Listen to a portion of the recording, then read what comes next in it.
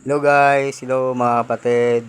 For today's video ay pupunta po kami ng Tagaytay City. Mag-attend po kami ng Pastors and Leaders Convention 2024. Kasama ko po dyan si Pastor Raf, Holy Spirit Campus. Siya po yung nagmamaniho ng kotse. And of course, isa sa mga pogi kong mentor, Dr. Edward Dugan. Kasama ko po siya. Then, of course, si Brother Jesse Bu, Tanyo, kasama din po namin. Fresh from Bohol. Actually, Bulaan po siya, Bisaya. Bisayang Lako. Then, yan. Sa Expressway South po kami dumaan. Napakaganda po yung travel namin. Even maganda yung panahon. But, we are blessed. Nasamahan kami ni Lord sa biyahe po namin. Yan, nakarating na po kami sa Binyo dito sa Tagaytay City. Kakapark lang po namin. Then pumunta na po kami sa aming kanya-kanyang room. Actually yan, nakikita nyo po si tatay nagbablog din po siya. Nagbibideo habang pupunta kami sa room namin. Vlogger din po siya, actually vlogger and pastors and father of the 3 child. May tatlo na po siyang babies right now. At yung pastors, mentor, and social media influencers. Yan.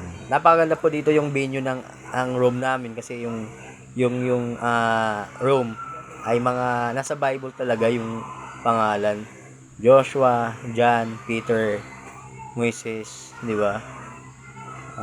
Pang ano talaga, pang maka-Diyos talaga na na venue. Hindi makamundo. Napakaganda po dito. Maganda yung ambience, yung community na paligid. Malamig pa, sobrang lamig dito mga kapatid. Next time sana ma-experience nyo po ito, ganito. Yan, yung ambience ng community, ng paligid po, napakaganda. Then, yan, nakarating na po ako sa venue ng room namin. Ito po yung room namin. Actually, kasama ko po dyan ng taga Blumentritt Campus. Under Pastor CG.